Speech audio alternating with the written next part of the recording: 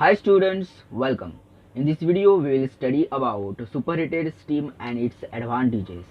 Here we will see what is dry and saturated steam, what is superheated steam, what is superheating, what is superheat, what is degree of superheat, then what heat added during superheating, then total heat of superheated steam, then advantages of superheated steam. So students, let's start. Students, when water is completely converted into steam, the resulting steam is called dry and saturated steam. Okay?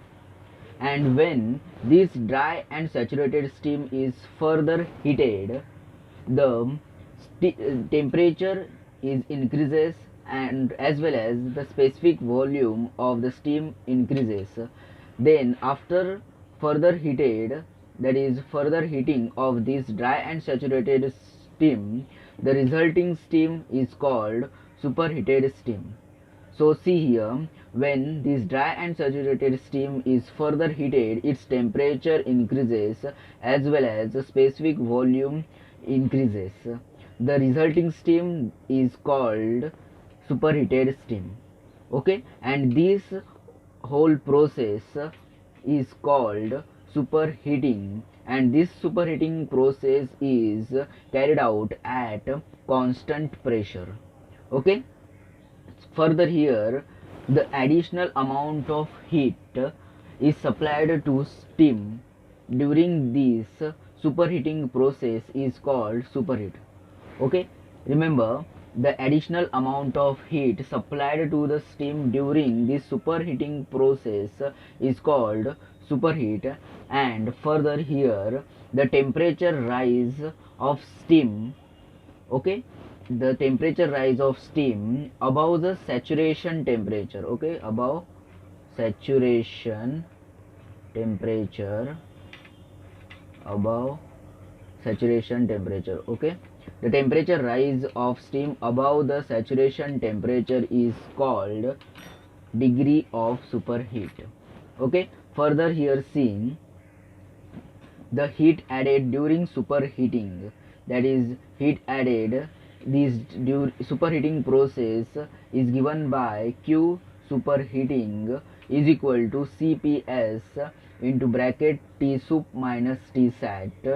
Here T sup is the superheated steam temperature and T sat is the saturation temperature of the steam.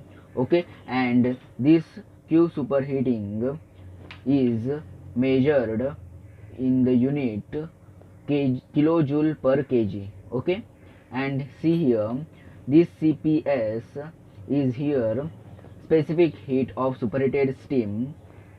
Okay, and it varies from 2.0 to 2.3 kilojoule per kg Kelvin. Okay, and this term, that is T sup minus T sat, is called degree of superheat.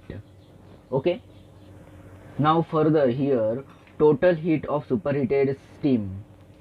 Okay, this total heat of superheated steam is also called as enthalpy of superheated steam, and it is denoted by H sup, as you can see here, which is equal to HF plus HFG plus CPS T sup minus T sat. Okay, and it is measured in the unit called kilojoule per kg.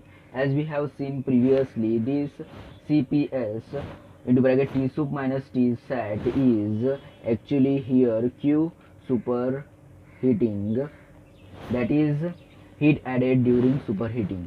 Okay, now further we will simplify this equation. This HF plus HFG is equal to Hg. So here the equation becomes H sup is equal to Hg plus CPS into bracket T sup minus T sat, and its unit is kilojoule per kg. So here this HF is actually enthalpy of saturated water, or it is also called as sensible heat. HFG is enthalpy or latent heat of vaporization, and Hg is enthalpy of steam or total heat of steam.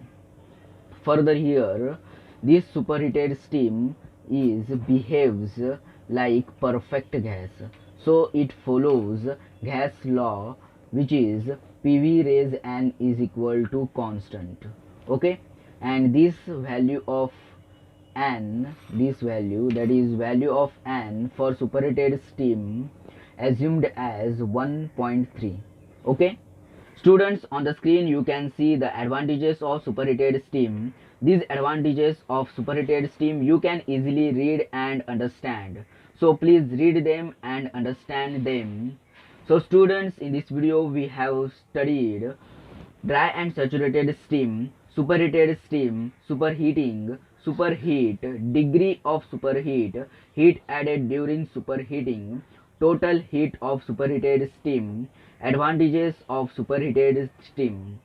Thank you students for watching this video. Like, share and comment for this video and subscribe my channel. Thank you.